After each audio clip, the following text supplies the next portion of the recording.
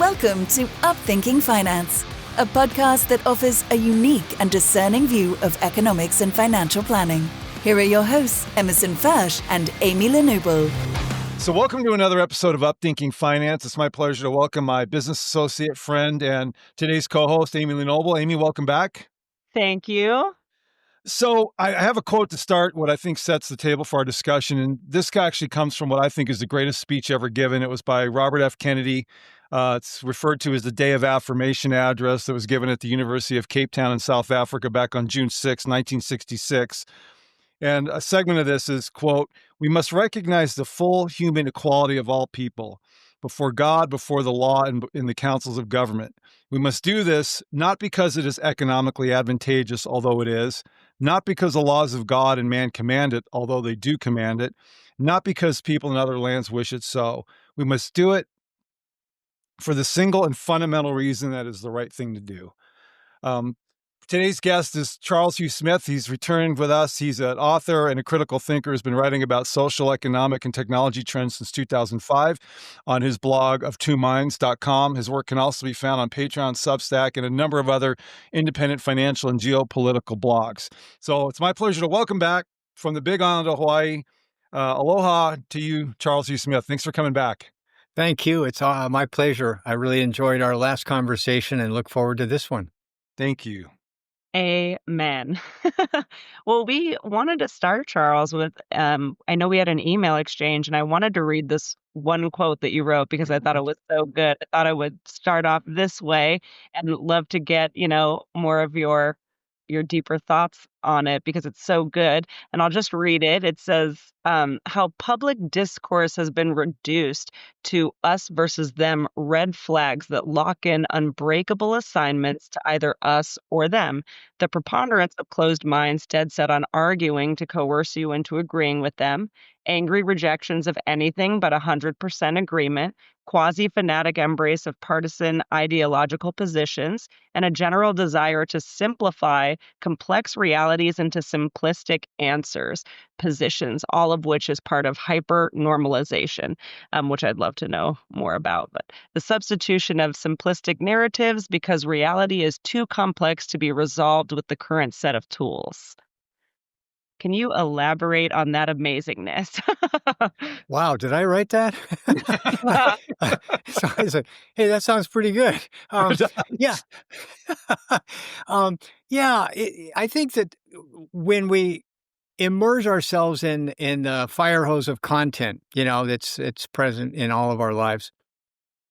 That's what really strikes me is so many people want to convince the rest of us to agree with their position. And if we have some other point of view or even some amendment that, we're not completely in agreement, then there's anger, there's resentment, there's indignity, it's all like as if we've created some sort of affront in not agreeing. And it's sort of like we seem to have lost our way in terms of understanding that there's going to be trade-offs and we don't all have to agree on everything to make, progress. And that's very troubling. I think for all of us, right? And we understand when we look in the past that if times get hard, and the quality of life declines and the economic picture darkens, then people are drawn to these kind of simplistic ideological causes because they feel afraid and desperate, right? They're not sure of what's going to happen. So that's understandable, but we don't want to go there, right? In terms of hyper-normalization, this is a phrase that was invented by this Russian author who was describing the social situation in the last days of the Soviet Union. And what he was trying to describe was the common people knew the system was broken and wasn't working. The leadership knew the system was broken and wasn't working, and knew that the people knew that the situation was broken and wasn't working, and yet everybody was trapped in that kind of mindset and institutional, ideology, and so there was no way to reform it, and so people knew it was like artificial and false and inauthentic and broken, but they didn't know how to get out of it. And so everyone just kind of accepted this kind of broken system. And that's something that's troubling too, right? Because I think we can all see that happening. So here's a question. Amy and I were talking a little bit about this earlier today. I mean, is there a way to pinpoint sort of when this all began? I mean, we talked about maybe the cancel culture, which Amy, you said started about 7, 8 years ago. I Yeah. was looking back to maybe, the social revolution in the 60s, with just, pushback against government, against the war, against, traditional roles. I mean, is there really a way to kind of identify where the roots of this? Is that a good way to put it? Yeah, that's a very interesting question. And I guess we can break that down maybe into two questions. When did the quality of life start deteriorating for the average household? In other words, when did life start getting harder than easier? More stressful, more work required, less purchasing power on your wages, um, and harder to buy a house, on and on and on. When did you start having health issues that required you to take a bunch of medications? The quality of our life has declined in ways that are not as easy to measure, perhaps, as GDP and corporate profits. And yet those are the things that we've been trained to key off of, to focus on. Is the economy growing measured by GDP? Are corporate profits rising, which means the stock market's going up, which means we all feel wealthier, which means GDP's growing. And it's all like, well, what about the quality of our life? And so I think there's this disconnect. That's what I would say, between the quality of our life and the statistics. And we've all read about this in the last couple of years, right? That people promote these statistics of growth and everything's getting better, but then people don't experience that at all. They experience what I call anti-progress, like life's getting harder, and there's not much way out of it. And so you go, when did this start? And you go, well, do we want to go back? Yeah, to the 60s and 70s. That's certainly a possibility. Or we could go back to the great financial, crisis of 2008, 2009, when the system did start breaking down, at least the financial system. And then it was bailed out by artifice, essentially, right? And I wonder if that's not a place at which a lot of people's lives were disrupted and damaged in that crisis, right? I mean, a lot of people lost a lot of money. They lost their homes, and they'd never really recovered from that. Although we like to say, oh, the GDP's risen 2.5% since then, so everything's great. And so I wonder if that's not a point that we could discuss, where the solution is like some sort of papered over thing. I don't think anybody would say with a straight face that the economy was reformed in 2008, 2009. What happened was the big players who'd, enriched themselves with extreme speculation and leverage were bailed out because they were too big to fail, right? And then the rest of us were left to pick up the pieces. And I wonder if that's not the starting point of a sense that the system is broken and not working for us anymore. And yet we're constantly told, oh, it's fantastic. It's the most wonderful thing on earth. The economy's growing and opportunities endless and all this kind of stuff. And then but that's not what people experience. Absolutely. And I like how you're connecting. I guess now that you've said it, it should be obvious, but I really wasn't going there in my mind. How you're connecting quality of life with this mentality, that this mentality is in actuality an effect, from a cause of something else, which is completely true and valid. I mean, and I was thinking 2008 as well, that would have been a time that obviously had some serious repercussions. And I did look up cancel culture, which happened 10 years after that. Um, and I was thinking about my generation because I graduated in 2008. Oh, And wow. so, yeah, so that was my year of graduation from college. And we're just kind of in the middle there. So if you were younger, you had some years to grow before you had to go out into the workforce from that time. If you were older, you had some years of savings. It still hurt everybody. But if you had graduated at that time, what kind of happened was we went into the workforce right in that moment. And of course, there were no jobs. And I remember that vividly. And they were giving very basic jobs to more qualified people because those people were willing to do it for less because of the time. And so we just couldn't get jobs. Like it just wasn't a thing that was happening. And it took years to make that up. I've told Emerson, my good friend and business partner, I had to completely shift careers. I was on a whole trajectory for another career that just could not materialize into anything good for me, despite my degree in it, despite my skill and ability. I totally changed careers in my mid 30s, and I got very blessed by that. But it's just a shame that someone would have to do that. There's people who are still fighting from 2008, and it's 2025, in my generation. Okay, so this is really interesting because what you're saying, what the root of all this is what when 2008, because I remember thinking, let the banks fail, let the car, Chrysler, the other ones, GM, let them fail. And what that whole, I'm just thinking about this created this idea that there were favored parties, that there was a system that benefited some than others. And there's a division there because either you're a part of the group or you're not, right? And I mean, that seems to be, and then of course that just goes and goes and goes. And kind of like you said, Charles, all of a sudden there's fear because, Amy, like you see how that's where this thing ferments. It's in this idea that there's just a favored class and not everybody's equal, right?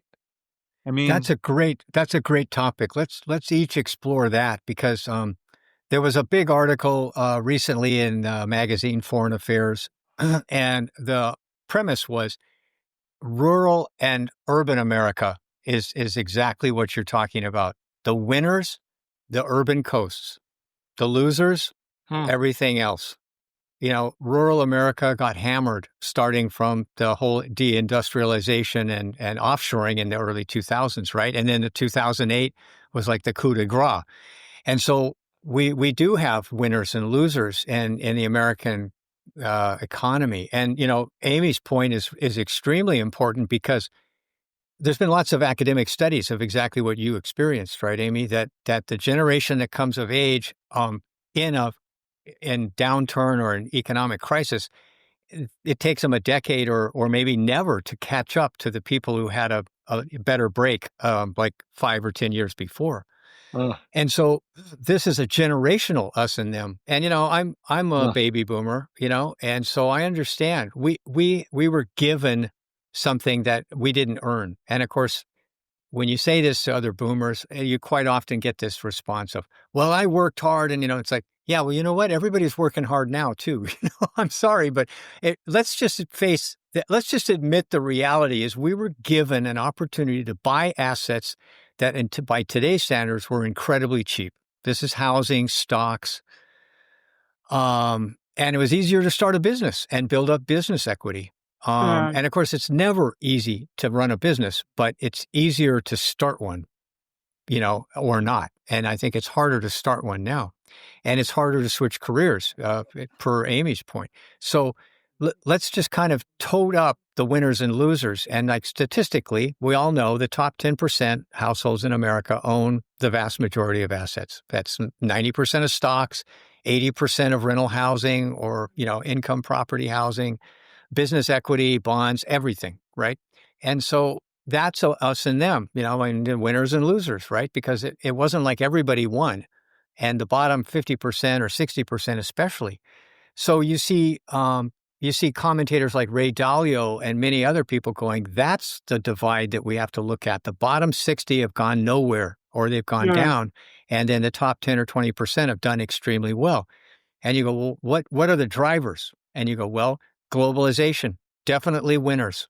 The East and West Coast, winners, right? That's where the real estate's gone crazy. The job markets are. people, you could you could start work for a big tech company and exit a few years later as a multimillionaire. So none of these opportunities existed in the rural part of America, right? They were pressured by, agricultural imports and a depopulation because they lost jobs. So there's rural and urban. There's the globalization winners and losers. Then there's the generational winners and losers. And then there's this political winners and losers, right? That Emerson, you spoke to, that the political system favors some at the expense of the rest of us. So no wonder there's us and them. There is us and them. That's well said. How has that gone from, income disparity, in favored classes and generational to where it seems to have gotten even more? How did it transition into something that's even more targeted, for lack of a better way to put it, more granular? Does that make sense? Right. Maybe what we're trying to talk about here is like the shift from these inequalities in the economic sphere to the cultural sphere. And so now we have culture wars, and we can trace those culture wars back to a number of sources. One is each ideological camp in the United States, the conservatives or progressives, take your pick, they each decided that there was a benefit to them to exacerbate the differences between them and the other party. And so they tended to start becoming extremist and being very caustic and in a destructive way toward their political opponents. And so this kind of rhetoric was ratcheting up even in the 1980s. And so perhaps there's that element that that emphasizing us and them became like a political advantage, even Yes. though we all know that because of the way the structure of the United States political system, you only can get ahead and make progress if you compromise. But that's not what was emphasized, and so, and you can pick either side to for examples. So I think there's that making the division harder and more extreme somehow became a benefit, that empowered you. You aroused your base, et cetera, et cetera. Culturally, the thing that bothers me the most is virtue signaling. And this is often, the examples are often from the progressive side, but there's a lot of virtue signaling on the conservative side too. Like wearing an American flag on your lapel, so you're claiming to be more of a patriot than the person who disagrees with you, that kind of stuff. It's all virtue signaling. And I think that's inauthentic. In other words, that's another kind of example of something that's artificial, phony, and it's not really solving the problem. You know what I mean? In other words, it's a way of distancing yourself from actually engaging with the difficult complexities of the world. And you're just claiming moral superiority, and then that gives you some sort of leg up in the argument. And it's all like, well, wait a minute. When did we lose sight of the fact that problems have to be solved kind of incrementally, and some kind of hardening ideological positions and the high moral ground, do those actually add anything to the solution process? And the answer is no, they don't. They just create more divisions. And so you go, well, why did this develop? And I wonder if it's not because of, again, the decline of opportunity to get ahead in America declined. And the result was, well, how do I get some edge here? I can't get an edge economically. It's really hard for me to get ahead. So I'm going to get an edge by joining some cause, or I'm going to, claim the high moral ground or something. And so maybe this fragmentation that Emerson's mentioned is a result of the decline of opportunity in America, that the opportunities are divided along these fault lines. And so, and of course, that leads to a lot of other problems, frankly. Like, in other words, all the jobs are in the Bay Area of San Francisco or LA or New York or, North Carolina. And then everybody moves there. And then those places are overcrowded. Then the rents skyrocket. and the infrastructure starts breaking down because there's now a lot more people there than what it was built out for. And then the rural towns now are depopulated. They're losing the core of a community, and then people become despairing because they lose all those fundamentals of human life, a way to make a living, a community that's stable and supportive, et cetera, et cetera. So, and then you go, well, what's our response to that? And instead of dealing with the hard policies of creating more opportunity for everybody, then we've allowed ourselves to follow this sort of fragmentation along cultural divides that, as you guys said previously, it sort of feels arbitrary. I like what you said about this being a way to get power back, that people feel powerless. That's a really good point. You can't buy a house, you can't see a doctor, you can't have a kid, you can't, all these things that are so expensive and life is so hard. It's like, well, what can I do? Well, what I can do, is look at all the people able to do those things. This is a big thing that they do right now. There's a meme going around. I smile because it's funny. There's a meme going around that's like, my millionaire boss doesn't know how to create a PDF. And I make, 70 grand a year and I'm showing them how to create a PDF. And it's a meme that's supposed to be funny because it's so like ridiculous, but it's supposed to signify that like I'm so above them.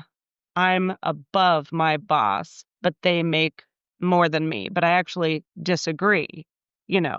But the point of the meme is what you're saying, that it's this mentality of if my boss or anyone above me, anyone who makes more than me, anyone in the generation or two ahead of me, if they don't know how to do anything, it's just a reminder of how angry I am that I know how to do all these things and I'm not at their level or able to be at their level. And so people get really upset.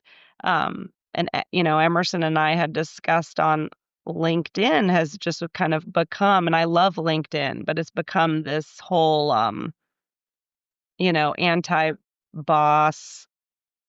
How can the boss be better, do better? And sometimes it's right, but there's just a lot of focus on that I noticed in the last few years. It almost seems like people have lost sight of their value, because at the end of the day, are we defined by our possessions? Are we defined by our career?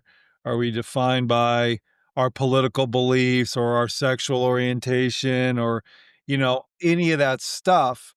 And so it almost seems like we've been pulled away from really the essence of, being, our humanity. I know that sounds extreme, but it's almost like a distraction in a way. And I think, Charles, you brought up in the beginning, and Amy, you kind of just said it too, is people are looking for some kind of identity, something to hang on to.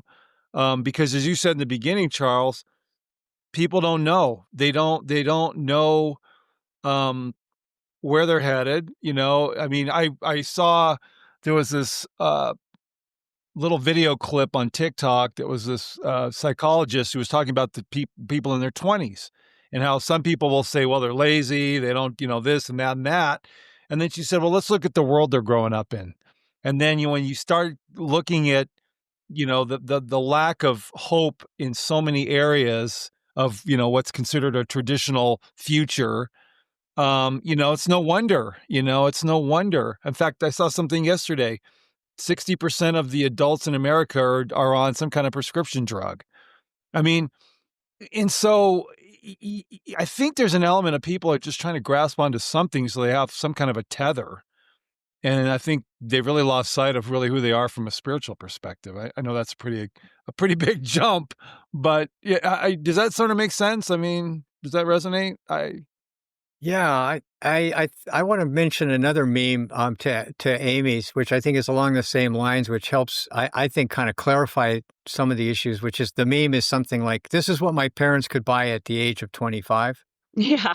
And then they show like two nice new cars and a nice house and all this. And then I'm 25 and I have to have a roommate. Yep.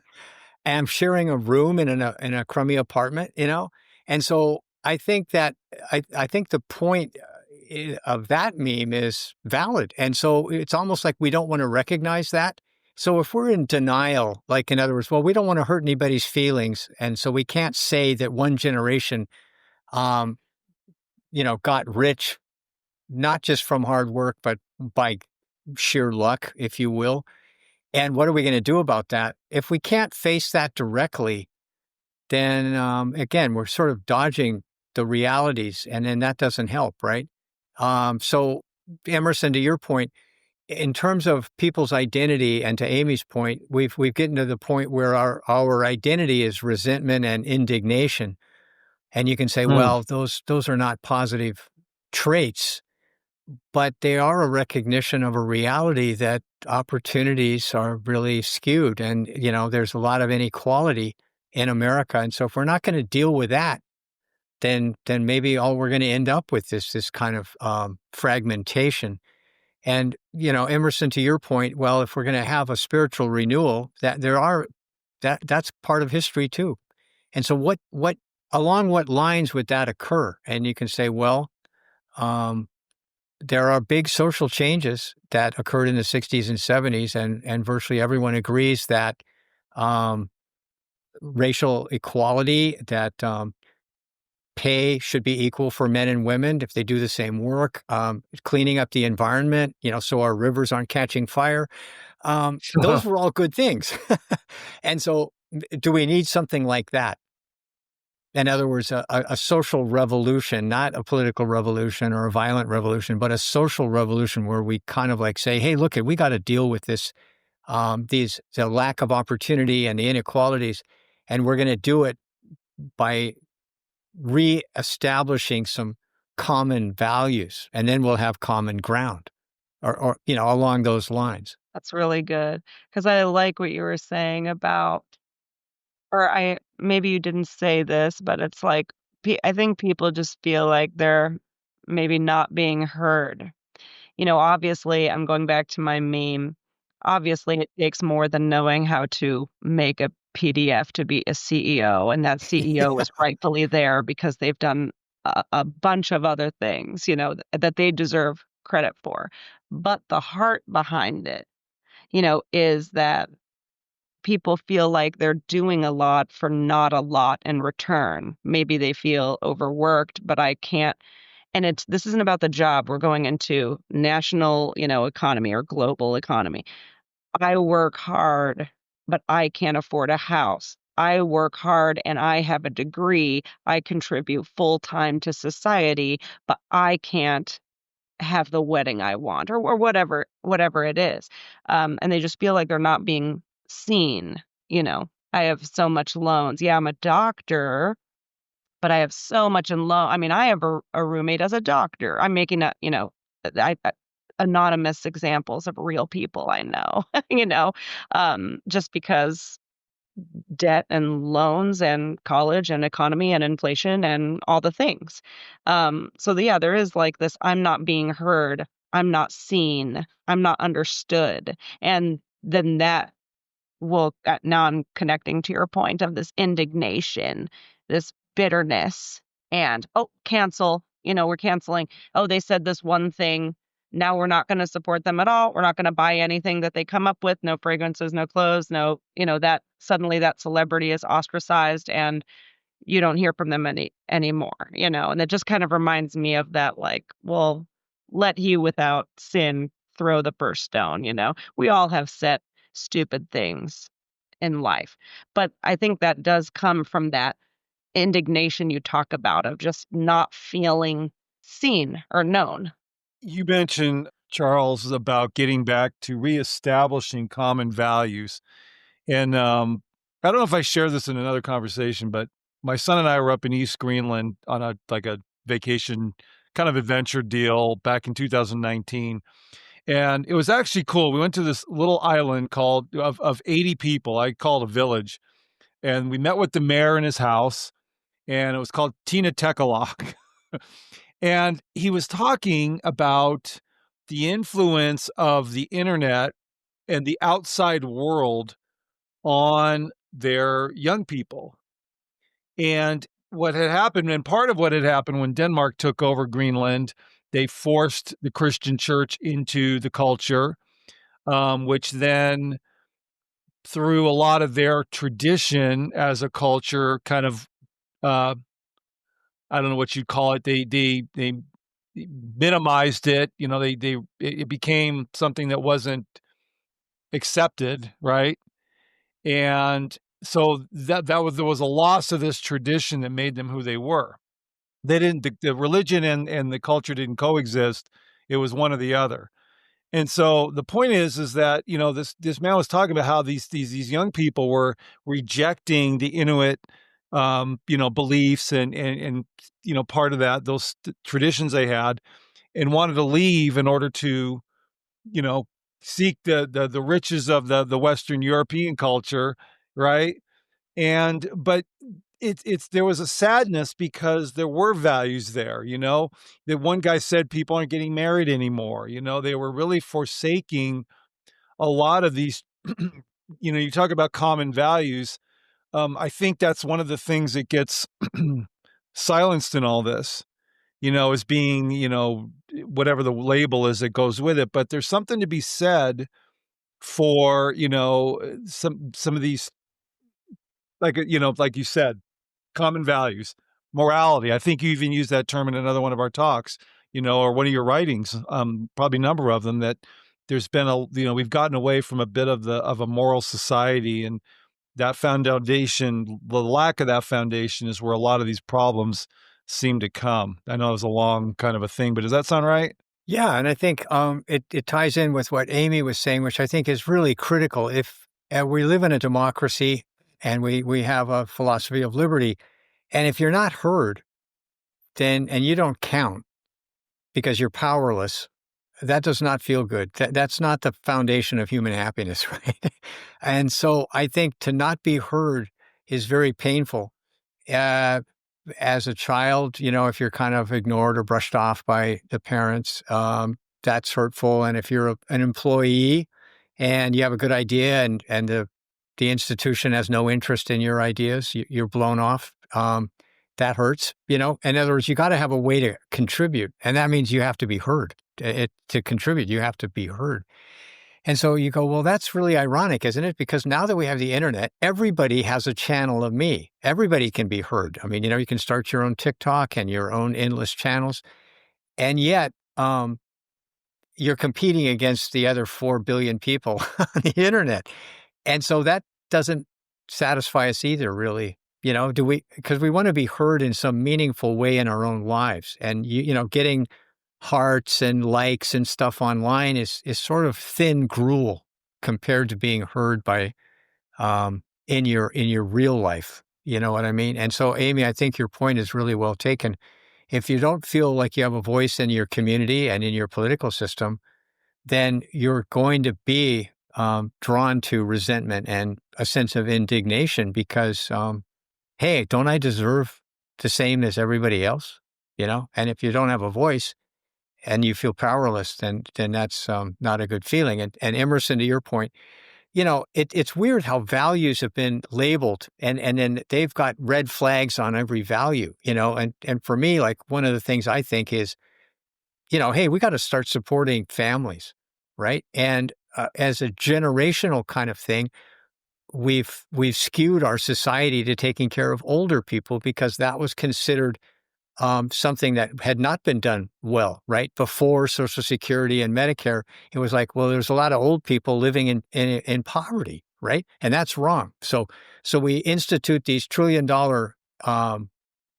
programs to make sure that the elderly and the retired have some like semblance of a stable way of life, right? And that's a good thing. But what have we done for families in a similar way? And it's sort of like, well, we just leave everybody kind of on their own. We don't really provide much support for families. And so is that like conservative? I mean, like we get these things of, oh, well, that's traditional and therefore it's somehow evil or something. It's like, well, wait a minute. How do we get out of this thing of everything's a red flag that it's sort of like we're assigning it. Well, is that a communist idea or is that a free market idea? And it's all like, well, what if it's neither? You know, so we seem to have lost that ability to intellectually not assign some kind of red flag, hard line between things. Like, can't we just say we're going to support families in a way that's amenable to conservatives and progressives alike? It doesn't seem that hard to me, and yet it seems hard now. Mm.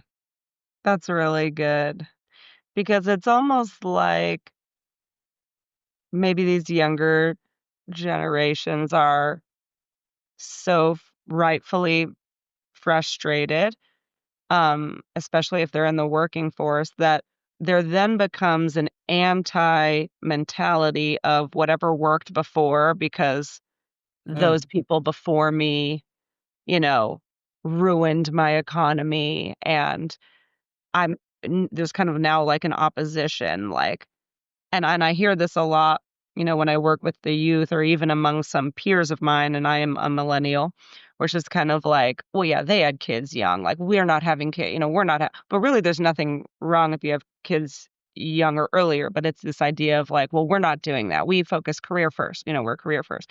Well, they got married. We're not getting married. Like they got married and all had divorces or they had these miserable marriages. We're just not going to get married and not be miserable. It's kind of like this idea, and you can be miserable in anything you do.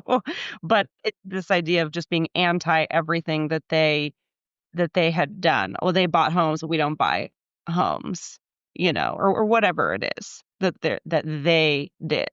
So there's kind of this mentality of wanting to do things differently, which probably comes from a justifiable place, but is, I think what you said, is misplaced on values. It's really not about the values. I don't think the values were what contributed to, and maybe this is a different discussion, but there is kind of a anti everything that they had done before, you know.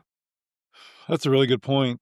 So I mean, how do you get, because we're going through this global transition, and I've shared this with Amy before and maybe even with you, Charles, but it feels like there's some kind of it feels like, and even on my last interview I did, this idea, we were talking economics, but I feel like it's across the board because everything interacts, that the can's been kicked as far down the road as it can go. And the divide is as great. I mean, yeah, you could probably stretch the rubber band a little further, but at this point, and so, how do you, I mean, okay, so here's a perfect, just little idea of where I think example of where we've gotten to. I was at my son's school having lunch with him the other day, and um, he was getting us some food because he's the student, and I was sitting there, and there's this blind kid that I've seen walking, into class. And I mean, I'm amazed at how this guy gets around, particularly because of the way people drive around here. I mean, you go to an intersection, whether it's beeping or not, you're taking your life in your hands. And he's in the cafeteria and he's going around, and it's clear he's lost. Not a single and I'm not saying I'm some great guy. I was just waiting and I wasn't on my phone. But I saw this kid and he was clearly trying to figure something out. And so I went up to him and said, hey, are you trying to get out? Because he was close to the exit. No, I'm looking for the fruit. Like, oh, and you got to, turn around 180 degrees and just go kind of straight and you'll run into it. And but this idea that, because this thinking and these extremes lead people to start forgetting about their brother. And Amy, I think you brought up when we were talking about this discussion about, the golden rule, right? I mean, just you talk about basic values. Is there any more basic and universal than treat, your brothers and sisters the way you want to be treated yourself? And that, I think's the consequence. I don't mean to preach, but it seems like that's the extreme consequence. And somehow I think there's the transition here needs to get back to, seeing everybody as humans and not as, black, white, gay, straight, Republican, Democrat, you know what I mean? Male, female, I mean, all of it. I was just reading a history of the rebellion in China in 1900, the Boxer Rebellion, and it was brutal period, and there were a lot of European and American militaries in action. And the author pointed out that the U.S. Army, and I presume it still has the same standard, had a standard that was enacted as, the code after the Civil War. And the code said that you will treat civilians with respect and humanity. And it was basically outlawing the kind of looting and punishment of civilians that was common in the rest of the other militaries. And the author pointed out that this code was written by a man who had sons fighting on both sides of the Civil War. And that's why he wrote it that way. Hmm. Wow. So that the victor does not get the spoils, that you still treat everyone with respect. And it speaks to your point, doesn't it, Emerson, that if that's codified or that's the institutionalized, if you will, that sets the tone for quite a few good things, right? And in other words, we can look at that as an incentive or a disincentive, right? Like, are we institutionally, incentivizing people to be treated well, or are we sort of just letting the incentives go to, every person for themselves, right? And so I think that's a kind of fruitful discussion. Like, how do we get out of this thing of everybody's fragmented? Well, here's a question for both of you, Dan. And that is because it appears that, and without getting into, it's hard not to get into the politics of things, but it appears that globalization is done. And with it, a lot of this, I think the tentacles of it are tied into a lot of what we're talking about.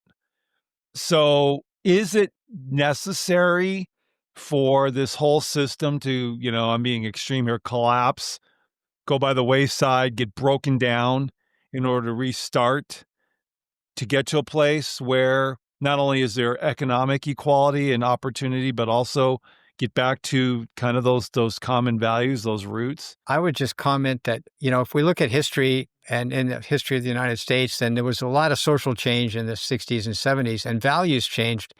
And what I sort of take away from that is people change their values on their own internally, and then they lead the government. Right? It's not the government leading the people. The government had no interest in the environment whatsoever. It was like, same old industrial forces, donating money to my campaign. What's the problem here? It's like, well, the rivers are catching fire and the air is unbreathable. And so then the people changed their values, and they changed their values, and then they changed their priorities. Like, well, you know what? This should be a priority, cleaning up our environment. And then they change the incentives. So I kind of see that as values, priorities, incentives as kind of the way things change. And it tends to starts with the individuals and the social structure, and then the institutions respond to that leadership of the people. So you go, well, how do we change people's minds? And it's like, well, I think kind of like what we're doing right now is we all we can do is present some better option.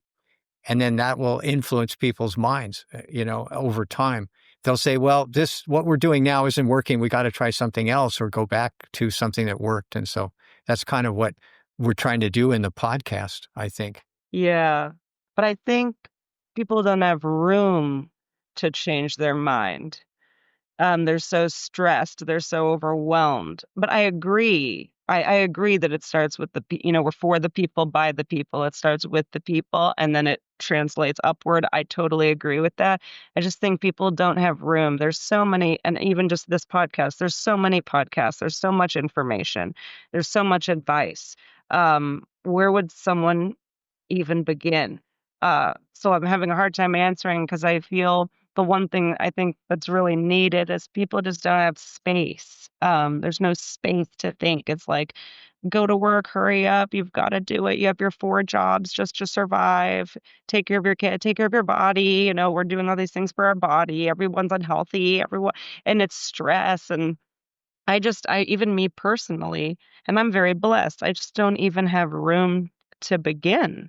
honestly.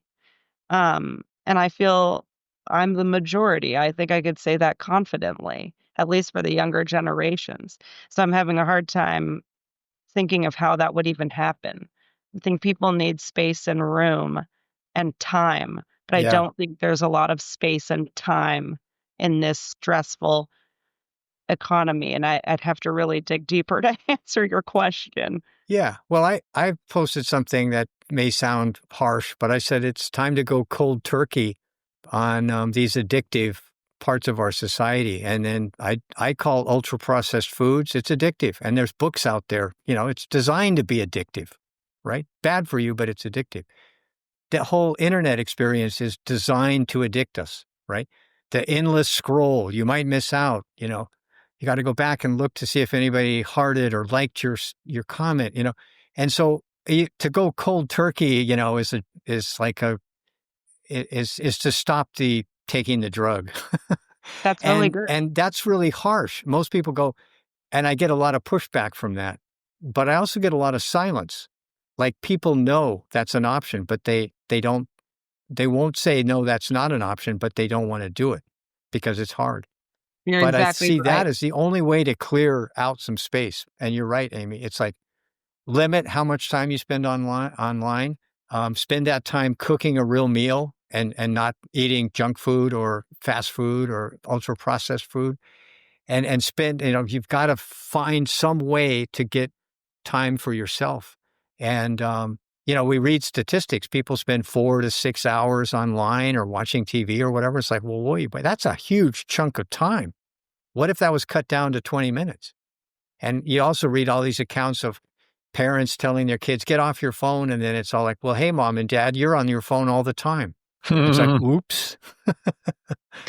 But you know what, Amy, your comment actually does answer the question, because the system we're operating under can't afford the rent, can't afford the, all that stuff. It's taking away the time.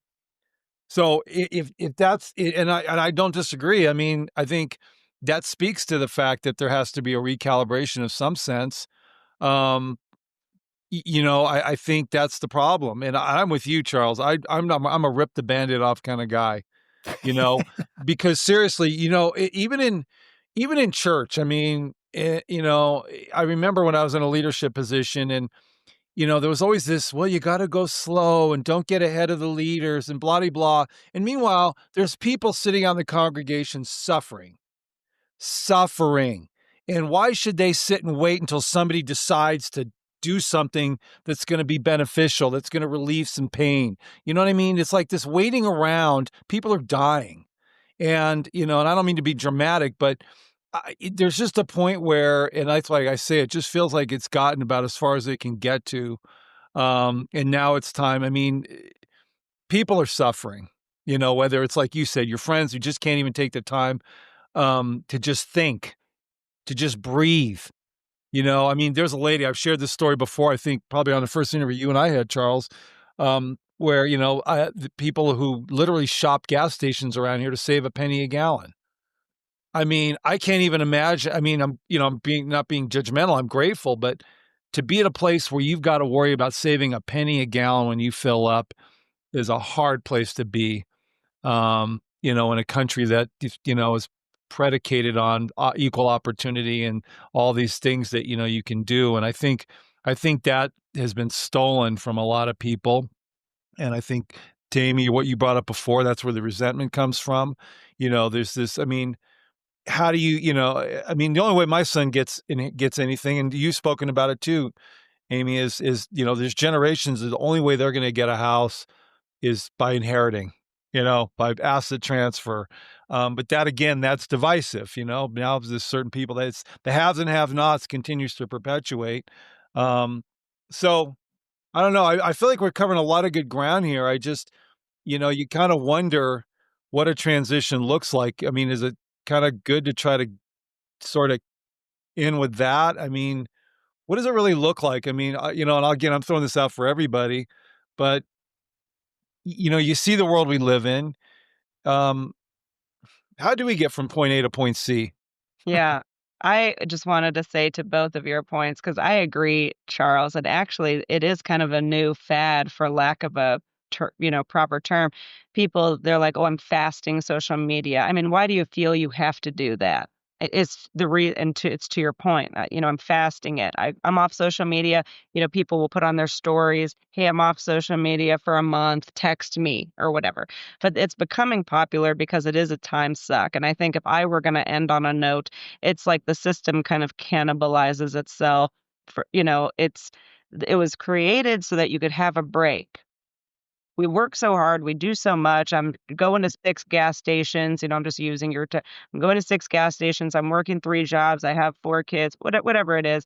I need a break. I'm on social media. That was a nice break for me. That's the only solace I have. I connect with my friends without having to go see them because I'm too busy and would probably spend money. I'm connecting with them on social media. It's nice. I get my community fix. It happens. Mm. But then it hurts itself because it becomes this addictive, which it absolutely is. They have the best and brightest minds doing the algorithms for these things. They know exactly how to keep you looking at it. Whatever you click on, now that's coming up more. It's listening to you, geofencing. They have people from Harvard and Brown and Yale working in technology. It's such a waste or it can be a waste of a great mind. But yeah, so then when does it become counterproductive? It was this nice thing and this great way to connect, and now it's this total time suck, 4 to 6 hours a day that people have to fast from. But then you don't want to fast from it because that's the only brief solace I have in the moment. It's like it cannibalizes itself. If I were going to end with that, I think the system created to do one thing has done another.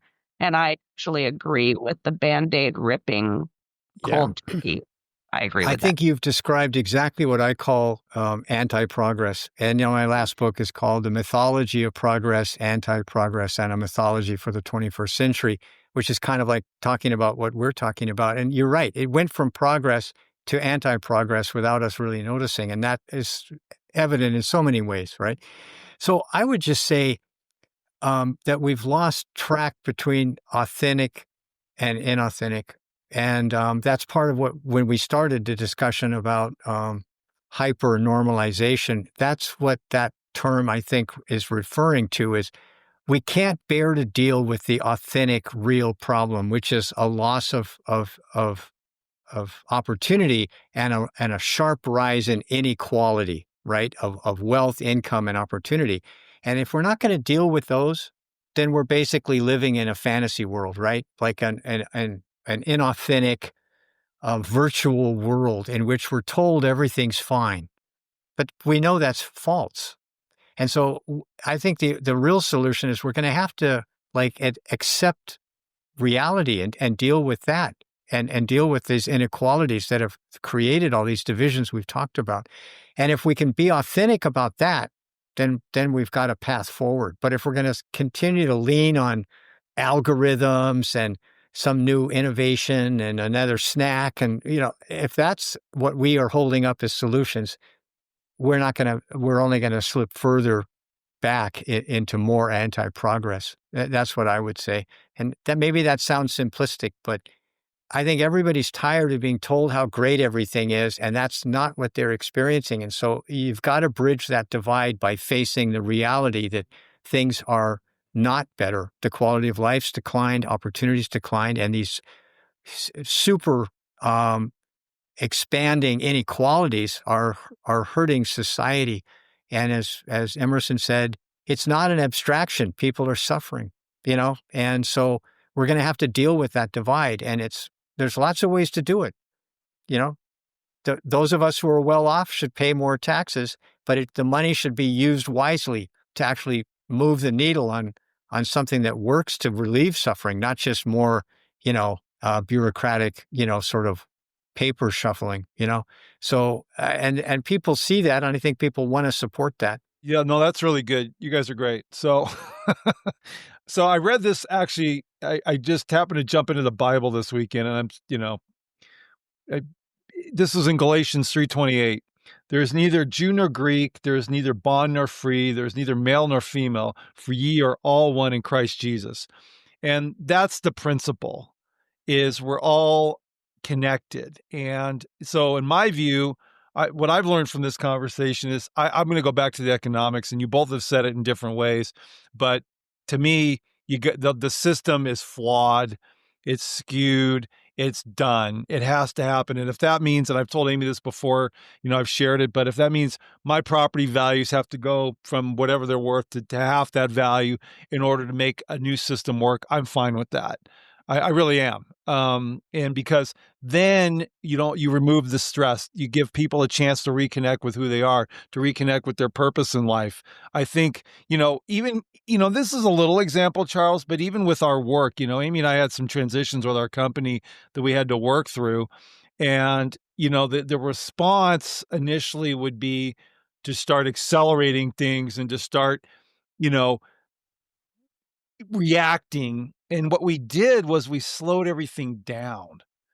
And that slowing down has actually been a great solution. It's counterintuitive, but it's given us more time to think about what we're doing and how we're doing it. And it hasn't affected the bottom line, let's speak to the capital part of it. But I think that's kind of a theme that it's a small little example of why, I think the few that are benefiting are probably the ones with the loudest voices right now that are clinging on to try to perpetuate the status quo. And I think but I think what you said, Charles, is right. I feel like there's a lot more people that really see what they're being told and what's happening, regardless of where their position is. It doesn't add up. And there's more, there's more. So maybe that's my final thought. If either you want to just kind of comment and. Well, I just want to say, I think it's terrific that we have Amy representing, or at least speaking to the millennial generation, which is the largest generation now in America. And then Emerson, you're like Gen X, I think, and I'm a boomer. And so we all have a little different perspective, but we found shared interest in solving problems and not just kind of papering them over. Agreed. And Amy, any final thoughts? I'll throw the ball in your court. Well, it's really nice to hear, because I'm sure it's difficult to say, but I think it proves the final point. It's nice to hear someone, baby boomer, Gen X, say, hey, if they need to cut my property value in half, that's fine. Hey, if I need to be taxed more, that's fine. Because, your first inclination is kind of like, oh, wait, blah, blah, blah, but the point is, we are all one. We work better as the body. We are one nation, and we do want to solve the problem because it does matter if a group is hurting. And I think that's the perfect ending and the perfect point to why the discussion is even valid. This is not a superfluous discussion. This is the discussion. And we can talk about mentalities and break it down, but it all stems from the root of it, which is people suffering, not knowing a way out, and creating one in desperation that, unfortunately doesn't work or help anything. And yeah, it's just very relieving to hear that we are all in agreement about wanting to end this type of suffering and being hopeful for the future, because I think hope doesn't disappoint. Well said. Amen. Well, I appreciate Charles. It's always good to see you, and I always enjoy when Amy and I have a chance to do these interviews together. So thanks for joining us again on Upthinking Finance, and let's just keep trudging forward, and doing what we can. I think, like you said, at the end of the day, it's our little stewardships we have in our spheres of influence, and really being present in the moment. I'll just say my last thought is that's something I'm learning, 61 years old. I'm learning the importance of just staying in the moment and being aware of what's going on around you, because that's where God is. It's not back here. It's not forward. It's just right here in the now. So anyhow, just good to see you again, Charles. Thank you. Mahalo. Thank you. I love having your conversations, and the three of us, I think, cover a lot of ground in a positive way. Amen. Thank you. And Dame, thanks for coming back, obviously. Thank you. Thank you, Charles.